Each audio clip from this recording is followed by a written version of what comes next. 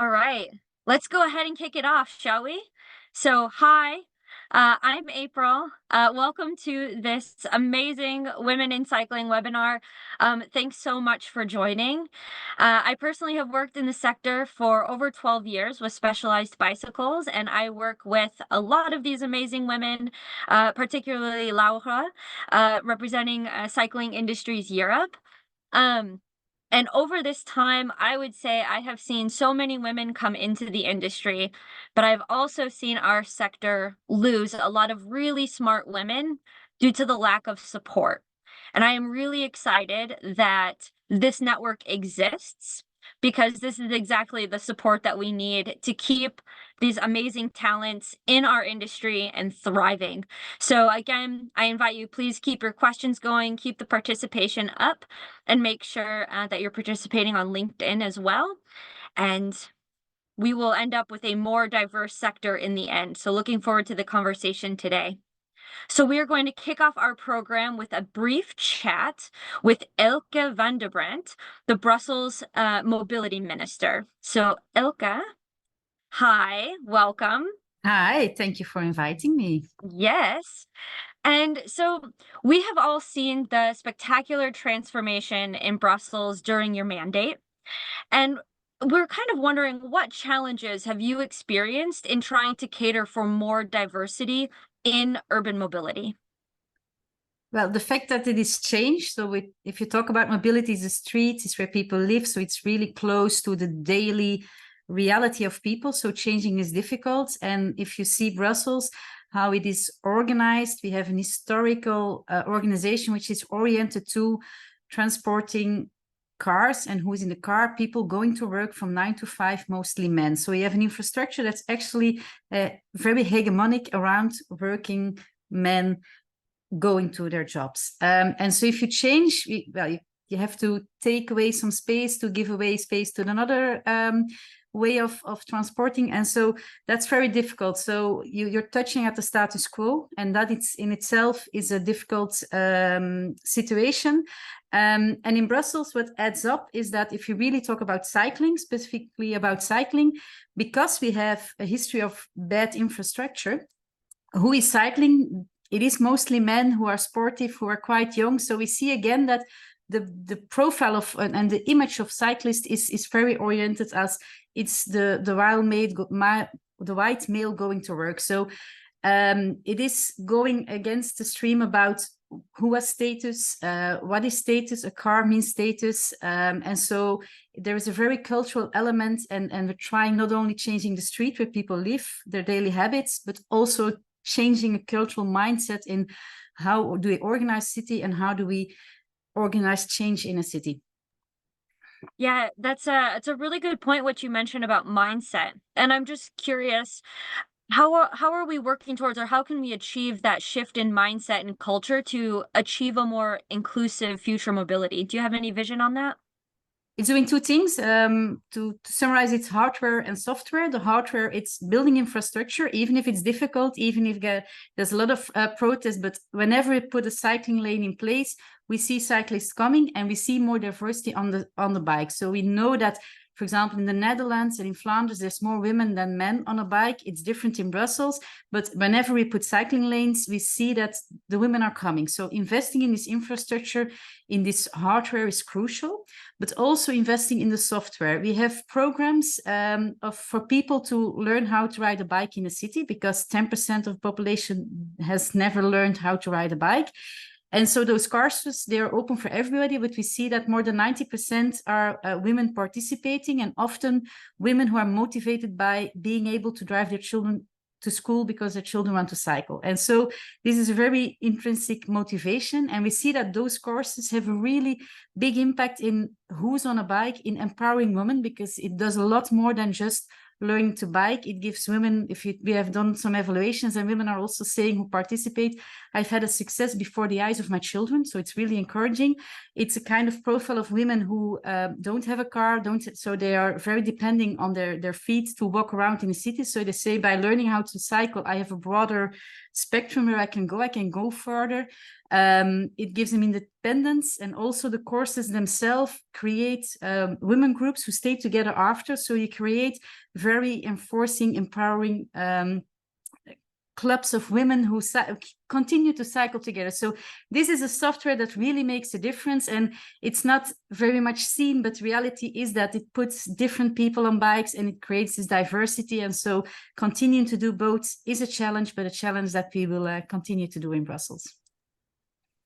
That's fantastic. I really love the idea of the hardware and the software, and the idea around, you know, if you build the network, the community will come, and that's creating that safe space for them to thrive. So great. Thank you so much for joining us, and wonderful words. Thank you very much.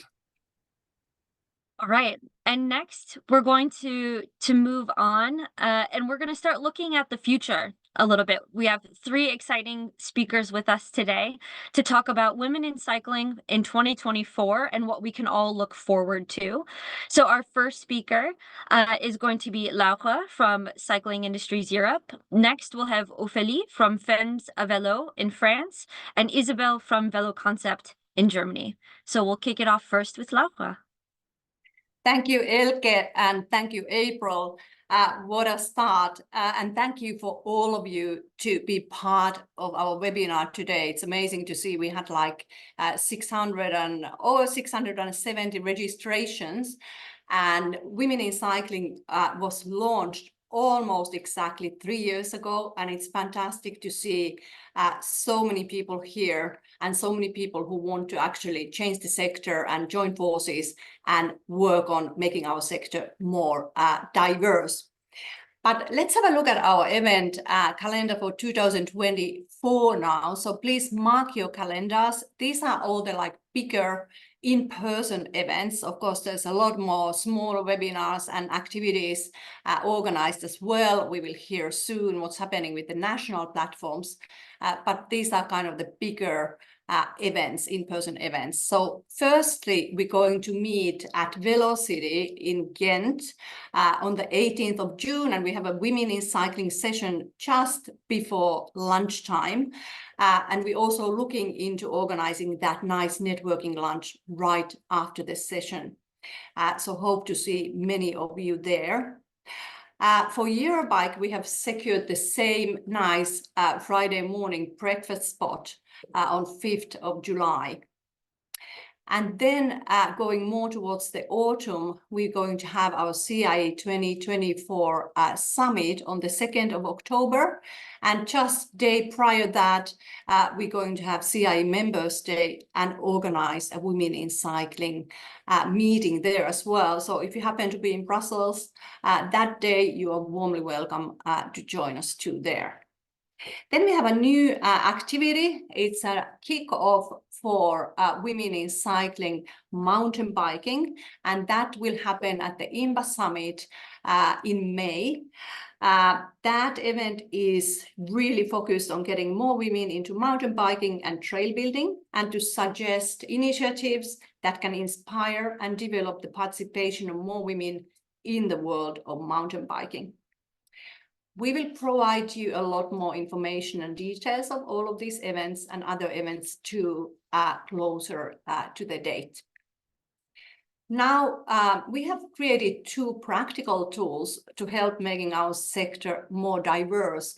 I read an interesting article recently where a female leader or CEO of a big company said that there are 2 key reasons why preventing more women getting onto those leadership seats. And number 1 of those is lack of networking. Men are much better. They take their old schoolmates. There are just far too many mediocre men in leading seats and far not enough women. So lack of networking, and secondly, lack of support in terms of mentorship. And this is something we want to tackle with Women in Cycling. And that's why we have, for this purpose, we have created our Women in Cycling LinkedIn group and expertise portal. We have more than 2,300 women on our LinkedIn group, If you are not already part of it, you can join. I think you can use that QR code on the slide to join. We're going to also put that link for joining on the chat box. So I hope many of you will be there. Please continue posting those job ads. Even, if you're looking for a mentor, if you would like to be a mentor, so that we can really tackle these obstacles on the way of more women working in the sector, in the way of giving, more visibility for women. One of our goals at Women in Cycling is also no more manuals. We many times hear when somebody is organizing a panel or an event, they say, we really wanted to have 50% women in the panel, but we just can't find them.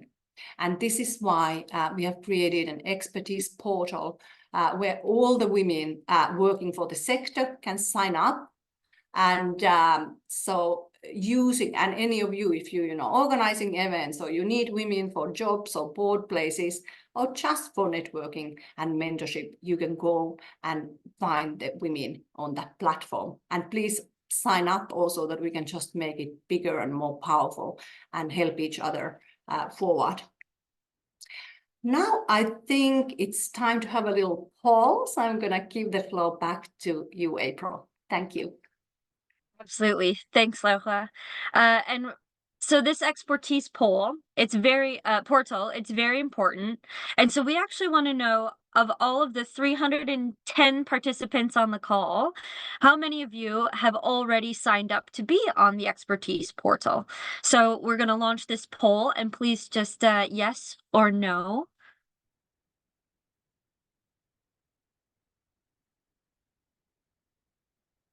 Maybe some of you might be feeling some peer pressure if you just hit no. So maybe right after this webinar, you'll go and sign up very quickly, because we would love to have your expertise added to our long list of experts so that we can export that to all of the different events that we have coming up. And more importantly, to make sure that those that are recruiters are looking at this portal to understand where they might be able to find people to fill job openings.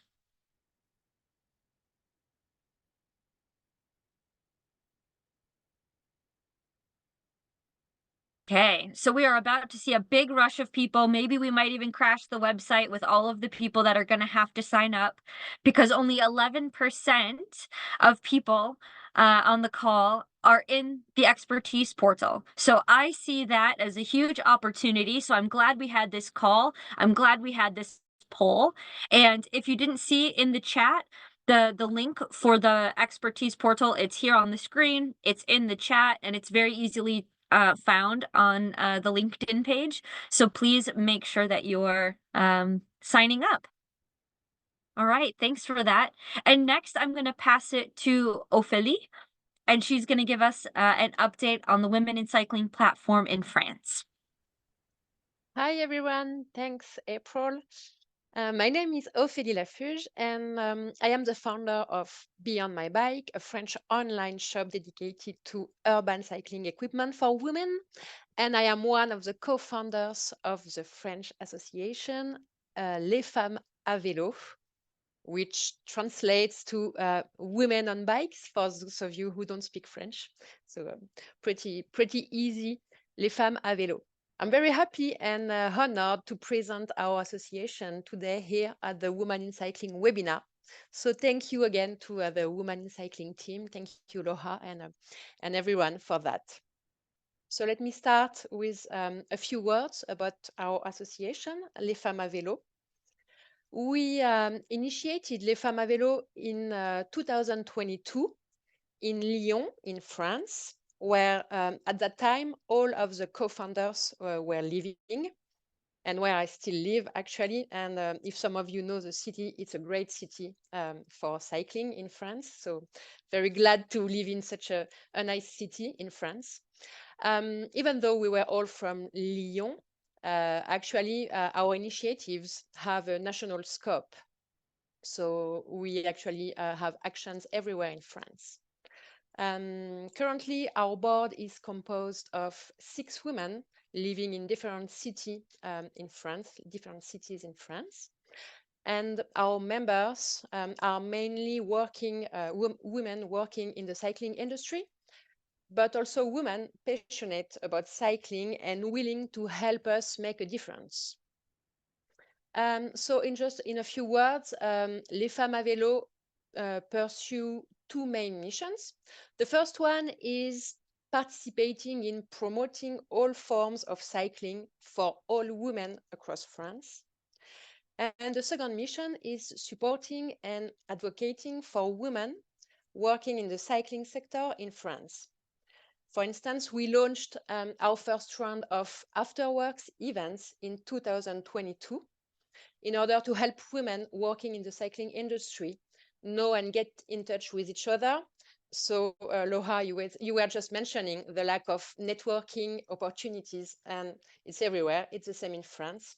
So I have to say that those afterworks events have been very successful. And since 2022, we've organized some afterworks events in many cities like Paris, Lyon, Strasbourg, Grenoble, Nantes, and very soon in many more other cities. So that's a great opportunity for all women who work in the cycling industry to actually get in touch with each other.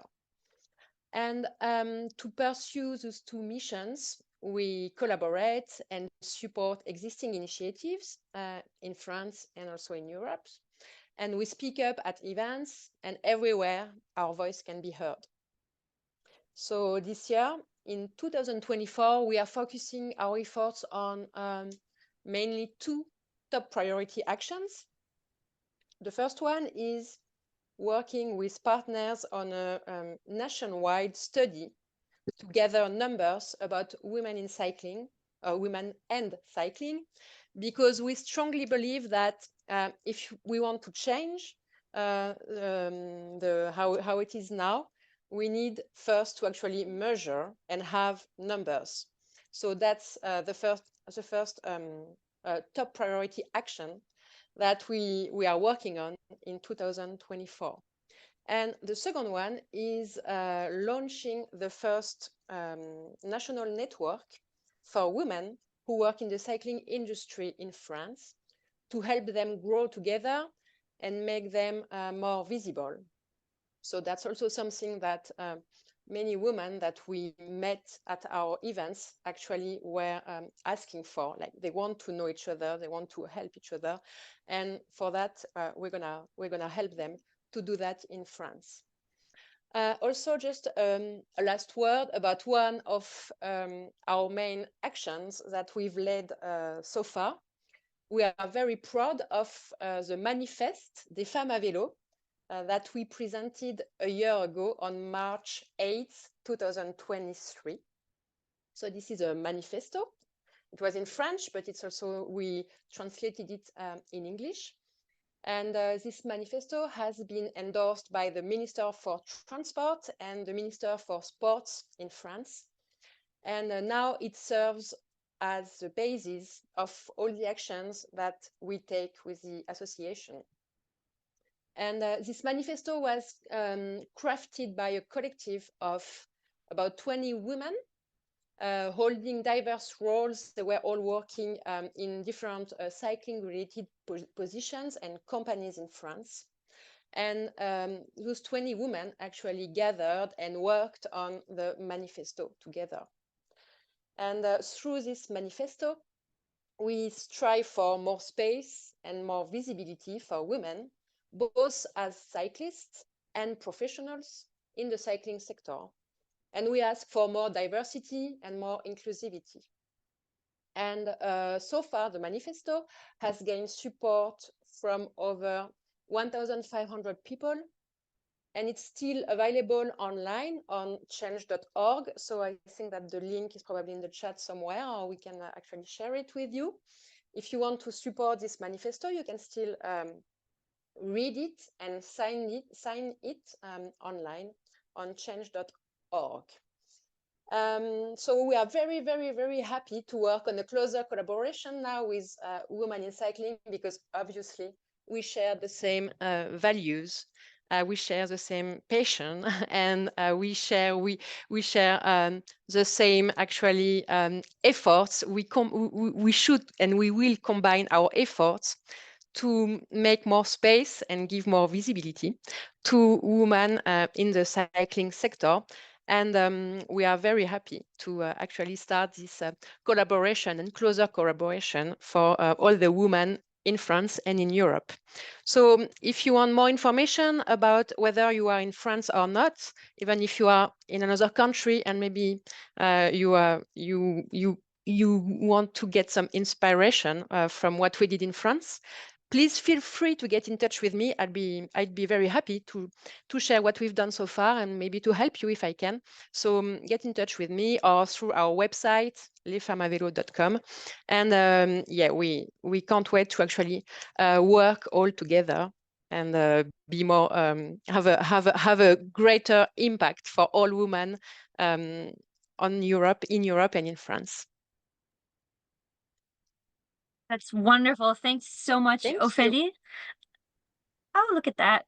That was really inspiring, and I love a data-led approach. You can never go wrong with starting with some facts and then following it up with passion. Those two things are irrefutable at the end. So thanks for that. And next up, we have Isabel, and she's going to give us an update with Velokonzept and the German Women in Cycling platform. Isabel? Hello. Yes, thank you, April, and thank you, Ophélie. Thank you all.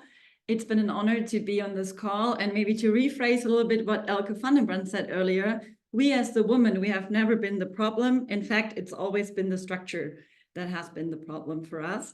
So after all what we did on the European level, being a founding member together with Lauche, together with Caroline, together with Mobycon, it was time for us at last year's Velocity in Leipzig to look abroad, to look to other nations, to look to France. We were very much inspired by Fama Velo. We looked to the Netherlands, to Wales. We looked to Italy and to the Fancy Woman bike ride. So we saw all these initiatives and we heard about Sally. I will not go too much into detail because she will explain her facts later on.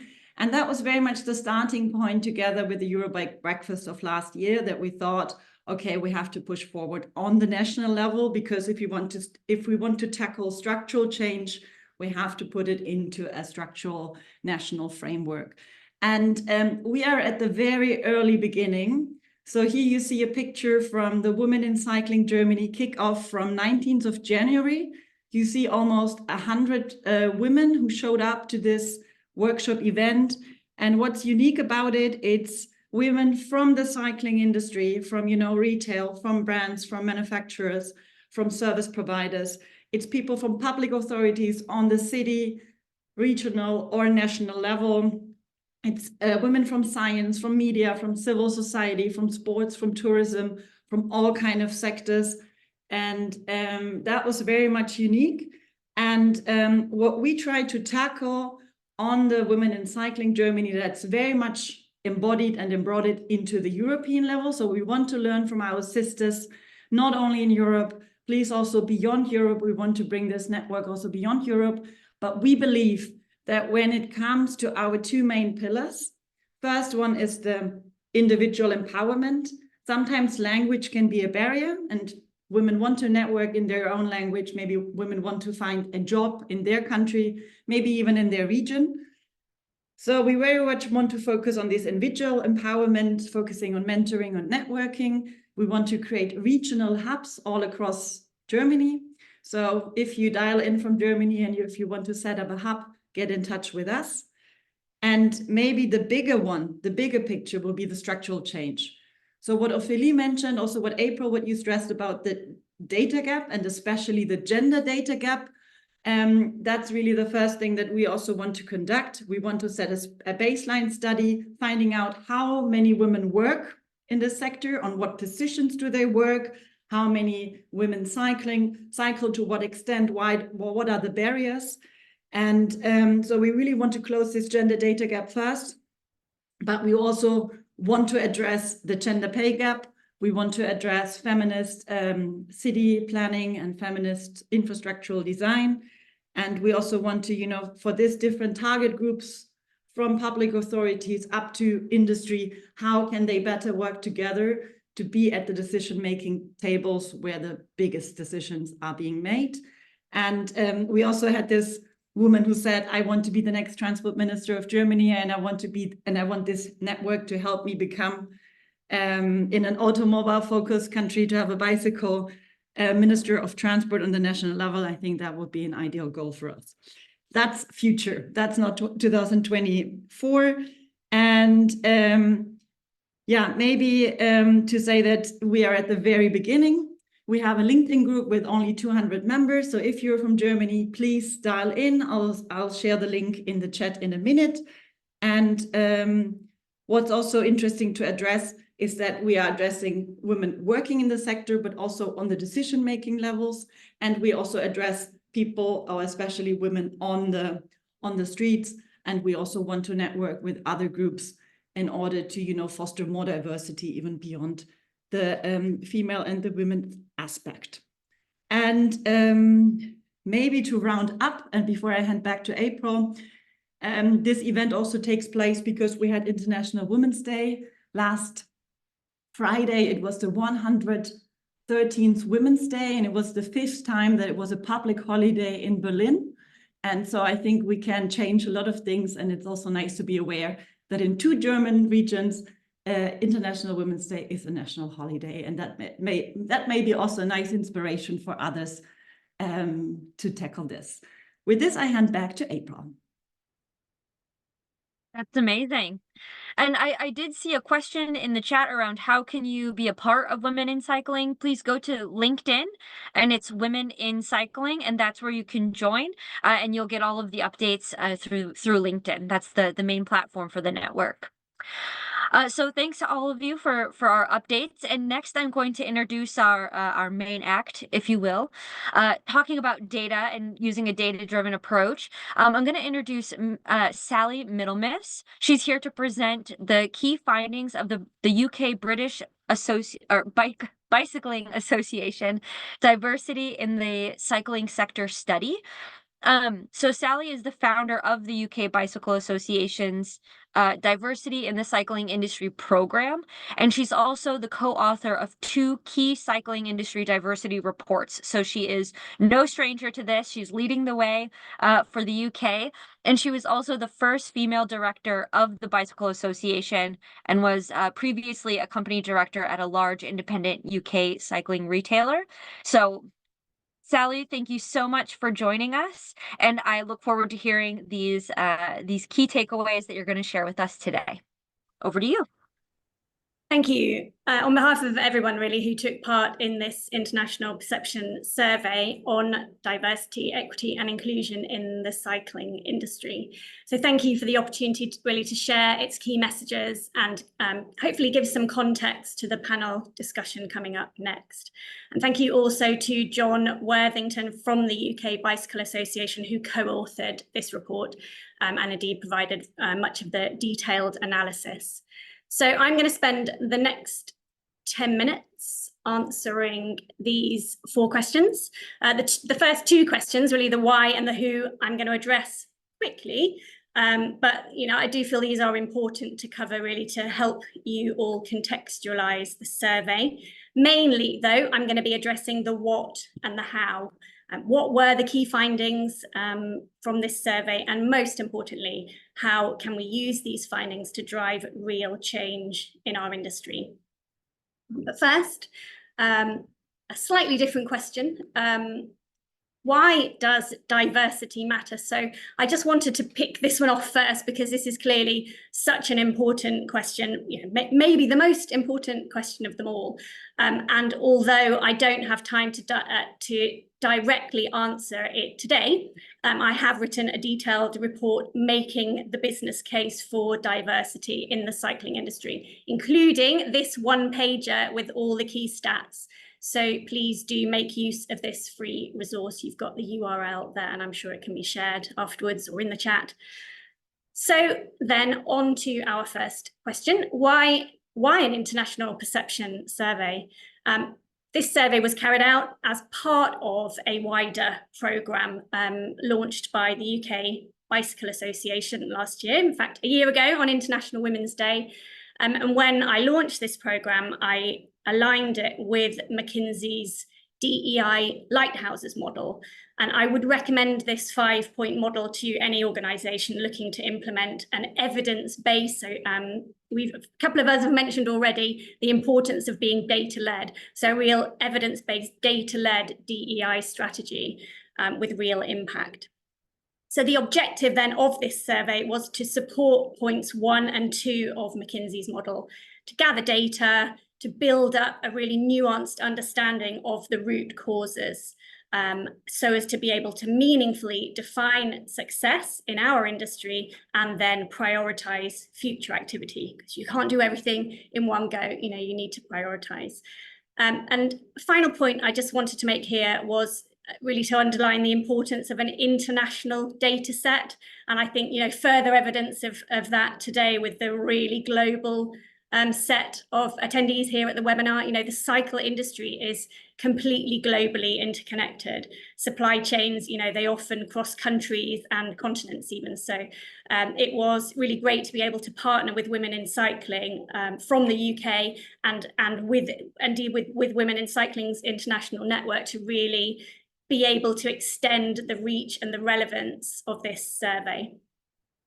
So on to question 2 then, who were the 1,123 survey respondents? I imagine some of those are on this call today even. I'm going to race through this really quickly, by the way, and you know, in the report there's a lot more detail around the demographics of respondents, but I'll race you through it before I move on to the results. So there was a good balance of participants across the globe, although the biggest group was British. I should also say, in case you're busy adding up the totals here, some of them do add up to slightly more than 100%. You haven't added up incorrectly there. That's because some respondents did in fact select more than one region because they work, you know, across more than one. There was a broad cross-section of the industry represented in this survey, again, just like we've seen on this webinar today. So, you know, people working in the industry proper, retailers, suppliers, brands, logistics companies, service providers, bike rental companies, and also working in the wider cycle sector. So whether that was in campaign groups, government, education, training, media. So a really broad cross-section of the industry represented. Women were over-indexed as a population sample a bit, and especially compared with the numbers working in the industry today. So 56% of respondents identified as women, 4% as non-binary. There was a good balance across different age groups. And compared with the UK population, at least, there's a broadly representative sample in terms of ethnicity, sexual orientation, and disability. So that's really quickly taking you through who the respondents were. And again, as I said before, lots more detail in the survey report itself.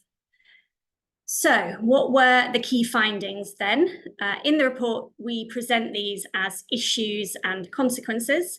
So starting with the issues, the survey indicates a striking lack of diversity in senior leadership. No surprise there, I don't think.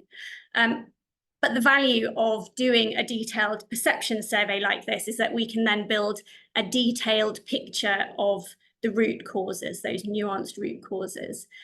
And this survey tells a pretty stark, depressing story, actually, of ambitious, values-driven women, people of colour, people with disabilities, people who identify as other than heterosexual, in other words, marginalised groups within our industry today. These people have joined the cycle industry to make a positive difference to society. That's what they've told us directly in this report. When they join, they have a real desire to progress and develop their careers in the industry. But far too many are discovering a culture that isn't inclusive, whether that's microaggressions, harassment, bullying, other forms of discrimination, and unacceptable behaviour. So, for example, nearly 1 in 2 people with disabilities keep these disabilities hidden from their employer. only 52% of respondents who identified as other than white felt free to be themselves at work. That compared with 84% of white people who answered this survey. This is then exacerbated by an organizational structure which does not treat these groups fairly and places multiple barriers in the way of their career progression. Again, this is what people who responded to this survey are telling us in their own words. The numbers of respondents reporting unfair treatment are really significant. So around 1 in 2 ethnic minority, non-heterosexual and disabled respondents say they have had unfair treatment. 1 in 2, these numbers are huge. Then only 50% of women believe people are paid equally in their organisation, and that compares with over 2/3 of men. Our industry, in short, our industry is failing all of these people every single day. And it's worth reminding ourselves that behind these numbers and stats are real people's stories. So I've included a few of them there on the slide that you're looking at now, and you can find many more in the full report. Moving on then, the unsurprising consequences of all of these barriers and lack of opportunities, then combined with the negative, sometimes hostile culture that certain groups are confronting, is that, just as April said right back at the beginning, too many of these people are leaving the industry, which perpetuates that issue. The stats on retention are really shocking. Over half of new entrants expect to leave the industry within 5 years. And a huge 71% of female respondents are considering leaving. That's massively higher than the equivalent number reported in the automotive industry. And again, you can read there some of those respondents' real experiences. So, on to the most important part. How can we drive real change in our industry? Our survey asked, what change did people want? And these were the top 7 across all of those 1,123 respondents. So number 1, lead an inclusive anti-discriminatory culture. Number 2, implement a bullying and harassment policy. Number 3, diversify leadership teams. Number 4, make pay equitable. Number 5, offer career development to everyone. Number 6, introduce flexible working and paid leave. And number 7, give more visibility to marginalized groups. So that's the top 7 actions as identified by everybody who responded to the survey. But when we analysed those results a little further, we found that different groups gave different weighting to each of these actions.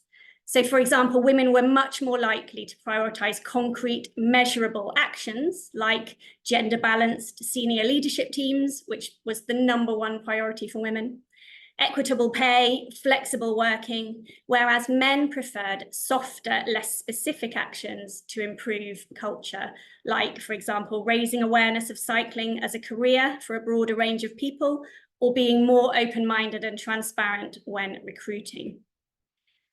So going back to those individual responses, I think the quote in pink that I have included, I'm not going to read it out because I'm going to move on, but I think that that's a real powerful call to action for the industry for me. No more window dressing. So then returning to the McKinsey Lighthouses model, we can see that point 3 in that model calls for exactly what the women in our survey have called for: accountable and invested leaders. So for me, and I'd say this as a former director of a UK cycle retail business, for me, accountability is absolutely fundamental to achieving real, meaningful change.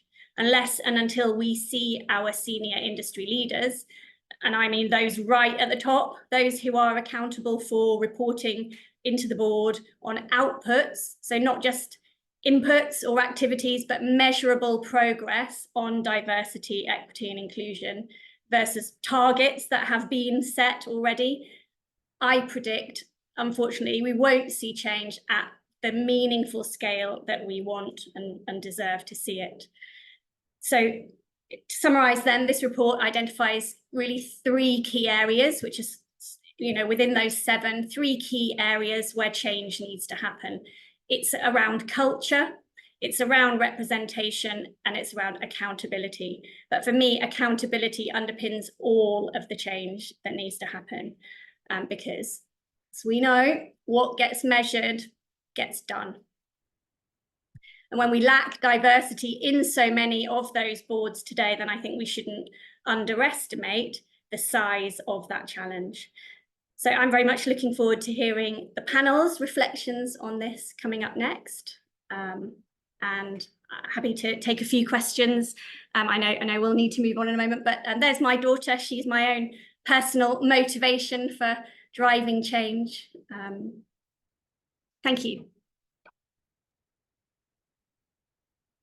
Sally, that accountability, and when there's not enough of us, sometimes we don't feel like we can hold those above us accountable. It's very hard to speak out when you're the only one in the room.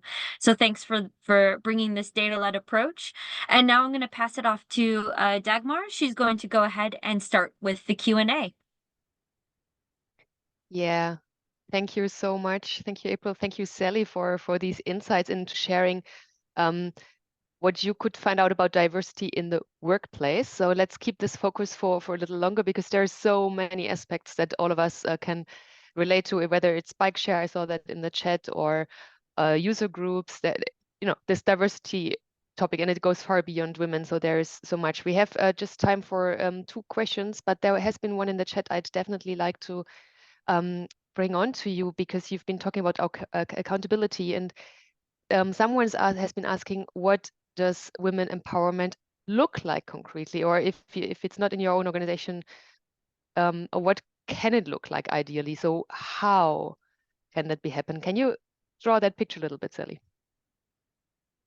Make sure I understand the question. So could you just repeat the beginning part of it again? How does women empowerment look like, or how can it look like? How can we create this cultural changes you've been talking about, or make those above us accountable? Yeah, I think to go back to those 7 key actions for change, I think, if you look at the way that we approached this, we took the 5 points in the DEI lighthouses approach, and we've mentioned it lots of times already, haven't we?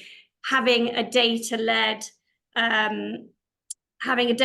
model where you first do look to understand what those underlying issues are. So why is it that women aren't feeling empowered? I think it often, as April has mentioned, it's around the representation, and if you're the only person in the room, whether you can feel empowered to call out some of those behaviors that are acceptable.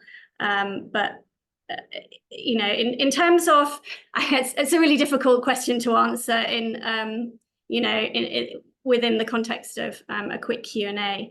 But I can highlight, if people are looking for models and action plans, then on the Bicycle Association website, there is a 10-point DEI action plan, which somebody can take to their organization and ask to be reviewed and implemented by the board.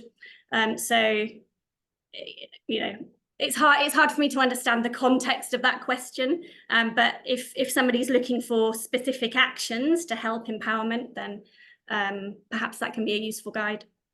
Yeah, thanks, Sally. So there are more resources out there, and also resources is, yes, your presentation will be made available, and also the full reports available online. Maybe someone can share that link to the chat so everyone can access it as well. Thanks a lot, Sally. We'll want to put some stories and concrete experience behind the figures that you have just presented us. And we're like such an amazing room at this very moment. There are like I saw that in the participants list, and amazing women and some men also in the group. Pleased to introduce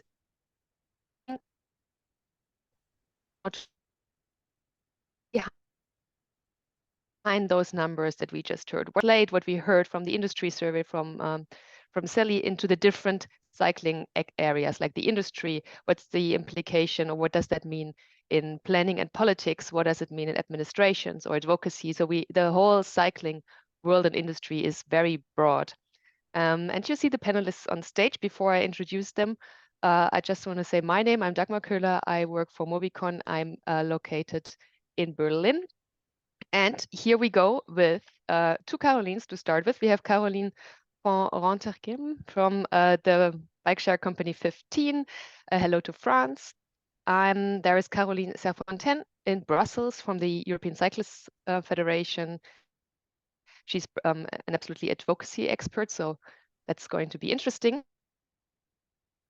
I'm also thrilled to welcome Roberta Frisoni, an economist and transport expert and the deputy mayor of urban planning and transport in the municipality of Rimini, one of the most notable seaside resorts in Europe, and also in charge of beaches, by the way. So that's great. And very pleased to welcome Keisha Elena Mayuga, an urban planner from the Philippines, based in Berlin at the moment.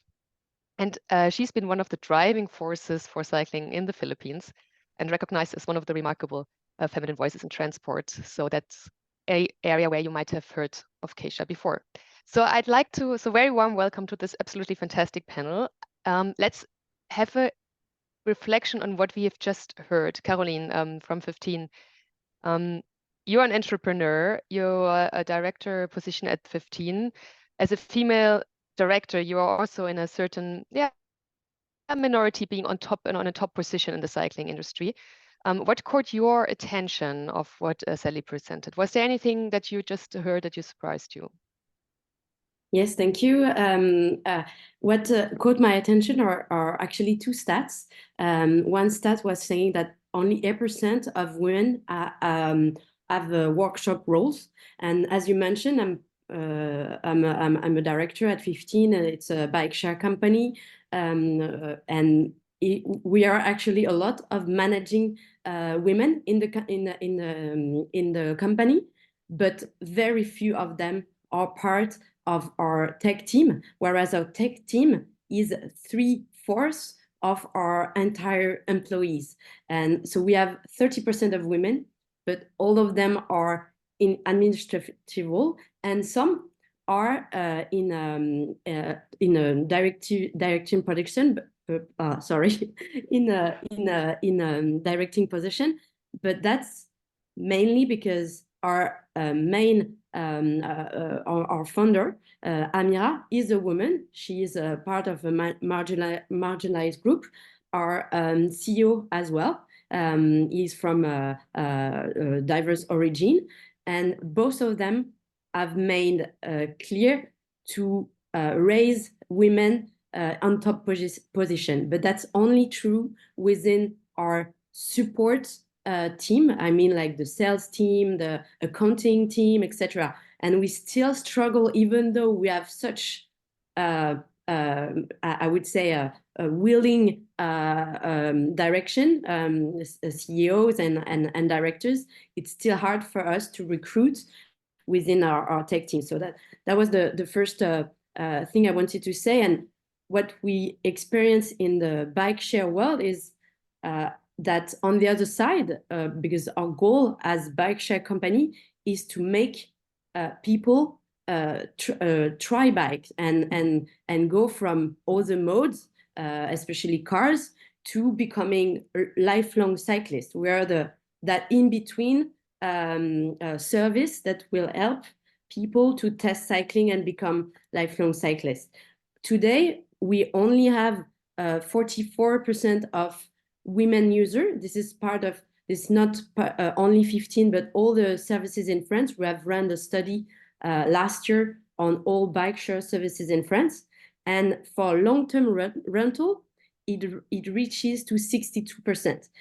Why? Because long-term rental, you often have more diverse bikes available, long tail, cargo bikes, etc., which doesn't exist in the short-term rental services. So that's probably why we reach such a number. And what we believe is that if we had more women designing those bikes, then more women behind the bike, thinking the bike, would probably also help to have more women on a bike. So having more women within our team, within our tech team, thinking about our services will probably also help to increase that figures. Yeah, it's interesting. You already make a strong point that it's not enough just to have an equal 50-50 share of women and men, for example, in a company, but it really matters where they are. And interesting, just let me drop a fact. The aviation industry is actually within the transport industry, the ones with the highest share of women, 40%. But you will not be surprised that the majority of them works as flight attendants. And among pilots, the share of women is 2%. Yeah. In the EU.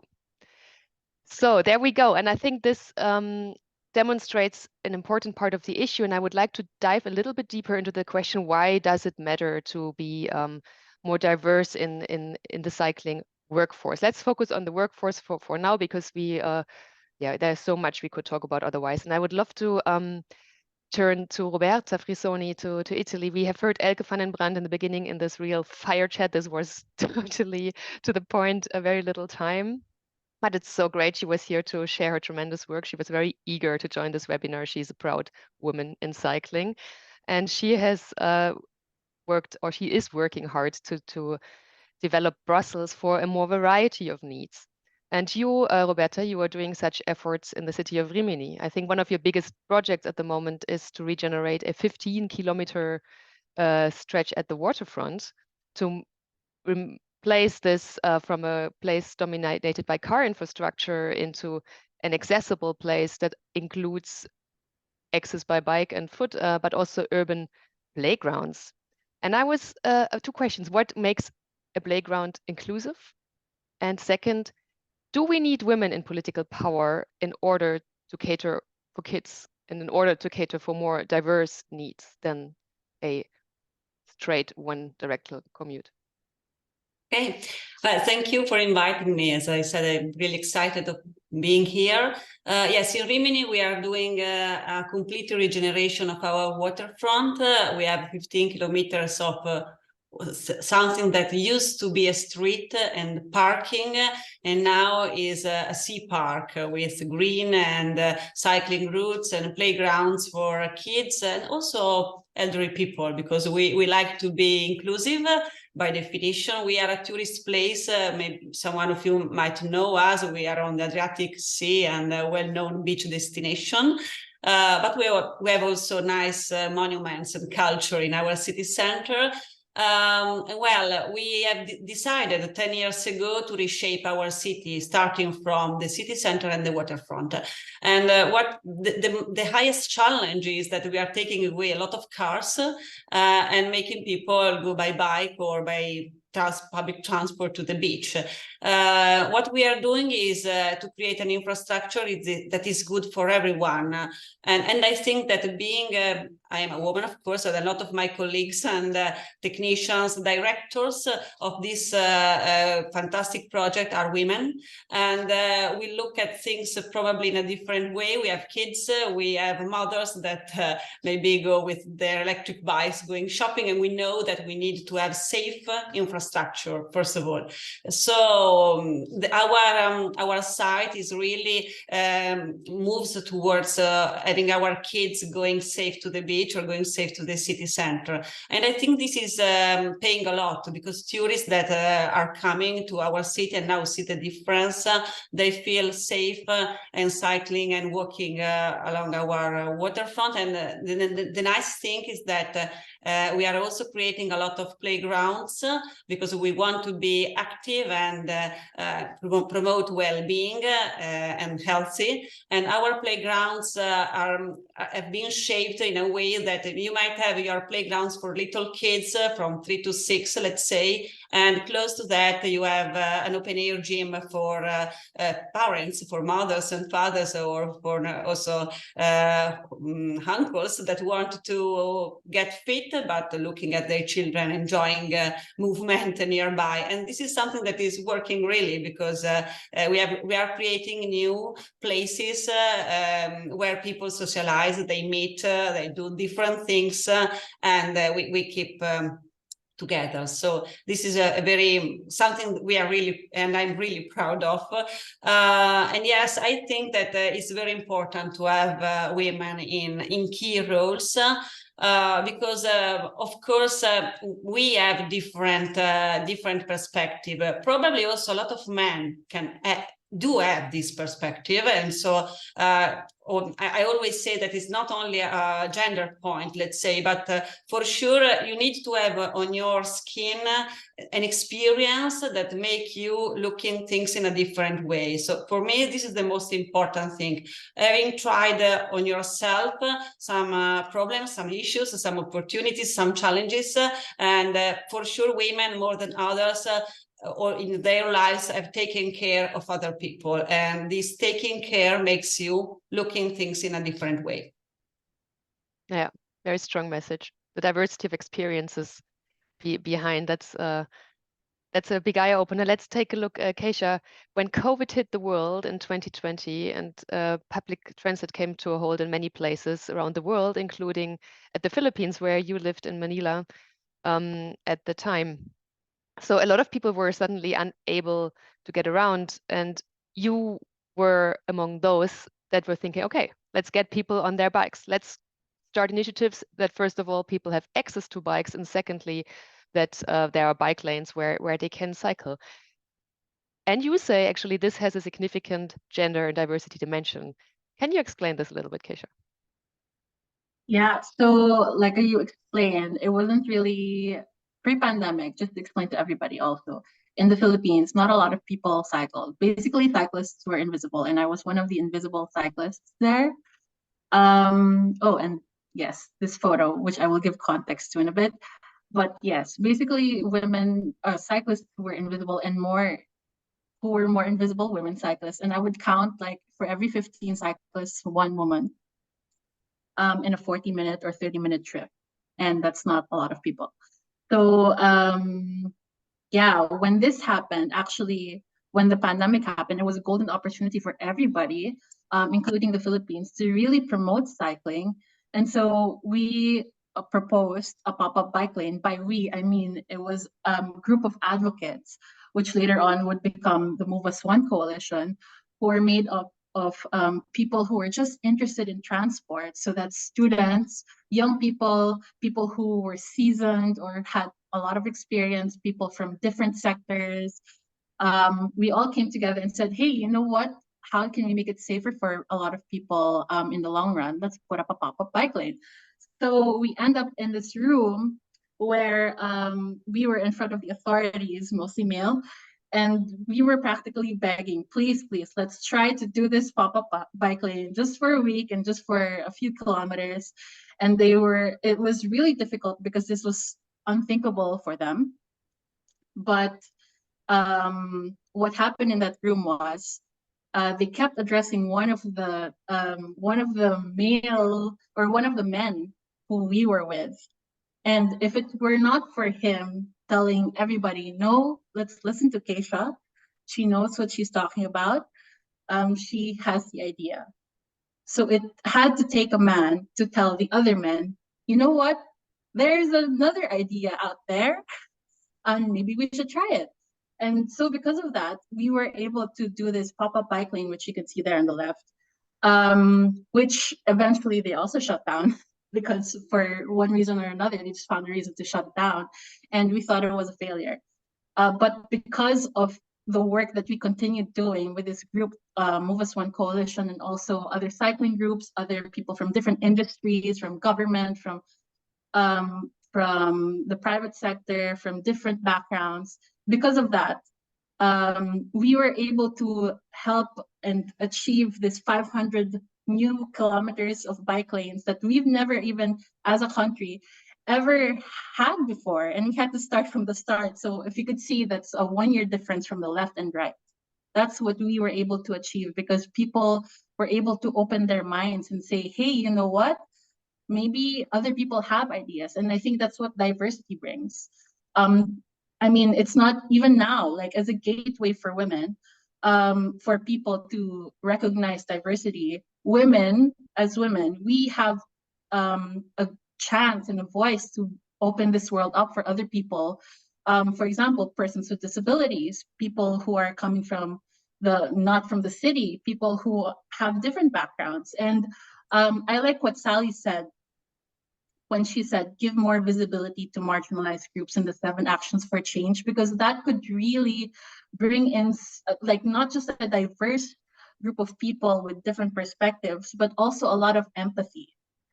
And that's the kind of planning that we need when we're thinking about planning for people who are cycling, because it's not just women who are cycling, it's women with children, it's pregnant women, it's women with disabilities, and other different types. So I think when we're talking about diversity in cycling, we have to remember who else are we excluding? And just also to say, and to answer Dagmar's question, this Move as One coalition and also other cycling groups have been spearheaded by a lot of young women in particular who are still fighting for better space, better transport in the Philippines. And I think some of them are also in the chat spamming probably, but yeah.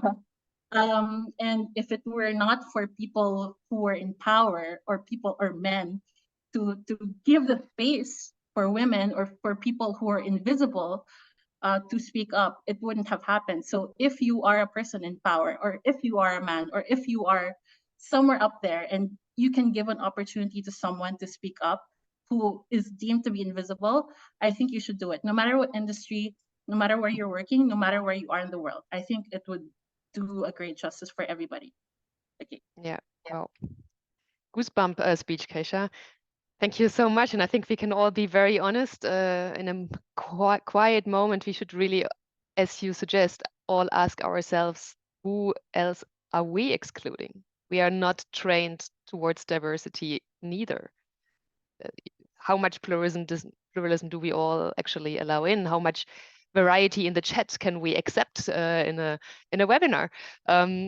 Yeah, absolutely goosebump what you were saying. I think we should also take a look into this field of actions that you already mentioned. What are the actions that we can do to increase the diversity now that we have some more facts and understanding of why we need this? And Caroline, going to Brussels, going to you, the ECF represents the national cycling advocacy organizations, and then eventually the users, but also who represents the users on different levels, on different political levels, the national levels, the European level. Have you seen any change in the representation of cyclists in recent years? Yeah, thank you so much, Dagmar. I'm so happy to be here surrounded by these amazing women that have done so much. And I must say the cycling advocacy sector has changed quite a lot. I started working at the European Cyclist Federation in 2020, and I remember quite clearly in one of the first weeks I started working there, I had a conversation with one of the CEOs of a very large cycling advocacy organization in Europe. And it was a man, and he said, like, you know, this sector is about to change, because it started all off with white angry males that were fighting to somehow get cycling in the urban mobility agenda. But now I think we've gone as far as we can. We need more diversity, and we need more women so that we can get further and get more inclusive in the way we're doing advocacy. And I had a look at the 12 largest ECF members. And I'm very proud and happy to report that 6 of them changed from a man CEO to a woman CEO, and 3 of them renewed the experience of having a woman CEO, which shows that there is quite some change going on, moving on from the white angry male to getting giving over the leadership roles to more women. And also at the European Cyclist Federation ourselves, we have the first female CEO, Jill Warman, who's fantastic at what she does, and who has also diversified the ECF staff But also, if we look at our board, for example, in 2020, it was 6 men against 2 women, and now it's parity with 4 women and 4 men.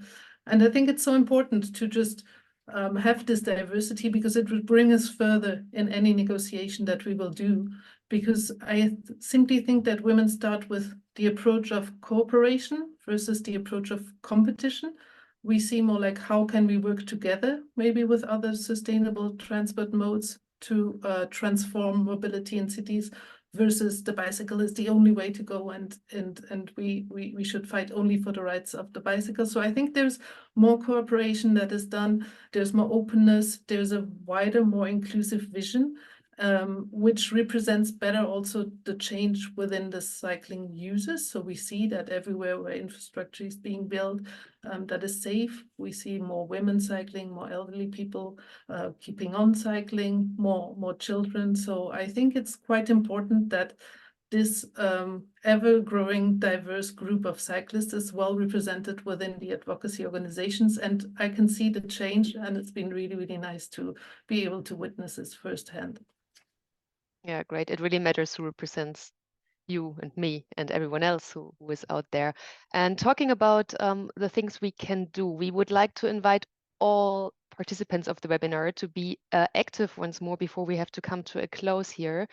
Because Sally has presented 7 areas of action, and we will run another poll, and we will I'll ask you which of these areas of action are a priority for you. Maybe think about what can you do in your context, or what, well, whether you can do it or not, but what do you think should be the priority to be done in the context you're living in your country or in your organization, in your context. And I will, while everyone takes some time to find the mouse and click on the right ball, I would like to address this question also to all of my wonderful panelists with whom I could continue discussing for another 20 hours with no problem, but we do not have that time. And I'll start with Roberta, followed by Keisha, and then the 2 Carolines.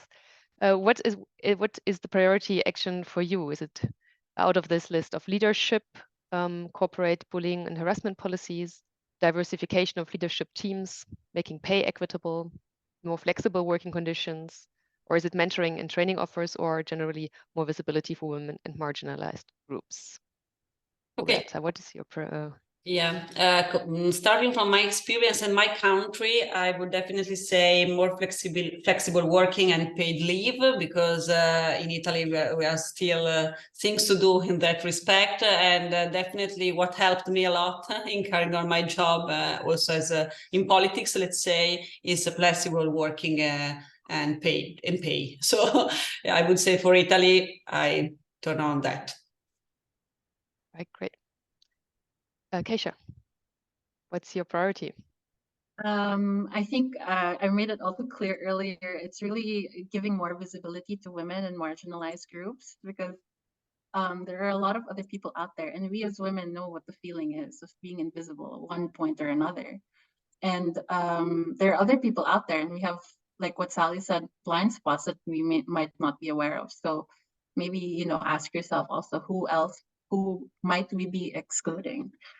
Yeah, and it's a great question to ask ourselves. Mm-hmm. Okay, Caroline from 15. Yeah, I think I'll pick diversified leadership for the reason I mentioned earlier, because I believe in positive discrimination. If you have leaders that are sensitive, that are part of a marginalized group, then they will be more likely to give hand to other people that are like them. So I really believe that this will help a lot. And I would like to add something that Elke said about developing the hardware. So it's not part of the 7 action, but I think this is also very important. We talked about infrastructure, but we often forget that having the right bike is important, and developing the services around the bike is important. And I wanted to reflect on another stat from the study that was saying that 73% of women living in cities have never ride a bike. I was so scared by this, and I believe bike share services have this as a role, is to put those girls on bike. And for example, at 15, we develop a full electric bike share service. This is not only to be innovative or just for fun. We actually proved that having more electric bikes within schemes increases the number of women on the bikes. So, I'm talking about electric, but all different characteristic, and this also in the manifesto of Les Femmes à Vélo. It's important to think, and I come back to having men engineer or women engineer will change the way we design the bike. So that's also an action that I will like to point out, is develop the hardware, so either the infrastructure and the bike, in order to design an ecosystem that is secure and thought for women. Yeah, I would love to carry my child as well when I use a bike share. Maybe that's something you can bring forward, Caroline. Okay, before we see everyone's feedback, Caroline Safontaine, Brussels, what's your priority area? Yeah, for me, it would also be diversify the leadership teams, because I believe that many of these other points, if we would have more diverse groups, these points would be taken care of, hopefully, like making pay equitable, more flexible working, giving more visibility to women and other marginalized groups. So I'd pick, if I have to pick one of these 7 very valid reasons, I'd pick diversify leadership teams. Okay, and now let's see what everyone in the room says. What's the priority? I can see the results. I don't know if everyone can see them. We have a peak on diversifying leadership teams with 29% of respondents. That's the #1 hit, followed by also a high share, 26 respondents, more visibility for women and marginalized groups. And 17% on position #3 is leadership for inclusive anti-discriminatory cultures. Super interesting, but what do we do with that? And I'll thank this fantastic panel to the deepest. It's been wonderful to listen to you, and I would love to listen to each of you for an entire webinar just alone. We cannot do this, unfortunately, but a virtual applause, and thank you so much for joining. And I'm handing over to April. What do we do with this list of action now? Well, I'm pretty sure we all have a lot of inspiration and a lot of energy coming out of this. And I think the most important thing that we can do is, one, keep the conversation going. So at the top of the show, you could say, Laura gave us a lot of really great events that we can attend that are going to be opportunities for us to network. So remember, in May, we've got the IMBA Summit. So if you are interested in mountain biking, if you sell mountain biking products, if you make mountain biking products, if you're involved in trail building or trail advocacy, we want to see you there. The leaders of that group are very invested in bringing the women and the female voice and a more diverse voice into mountain biking. Particularly, we know that that's definitely a blind spot within our sector. June, Velo City, another really important moment for us to get together and talk about infrastructure. As Elke had pointed out, we need to have that infrastructure in order to get the communities built. So that's a really great moment in time for us to connect. Eurobike in July, having the women's breakfast hosted by Velokonzept. Thank you very much. And then October in Brussels with the CIE Summit. There are so many opportunities for us to continue this conversation. And Sally gave us really great materials to share within our organization. Bring those to your people and culture or human resources team or to your manager even. How can we bring this to the group? Don't boil the ocean. We don't have to do big things all at once, but what's a small thing that you can do in your organization to be more inclusive? And I think we've got a lot of tools from today. So let's continue the conversation.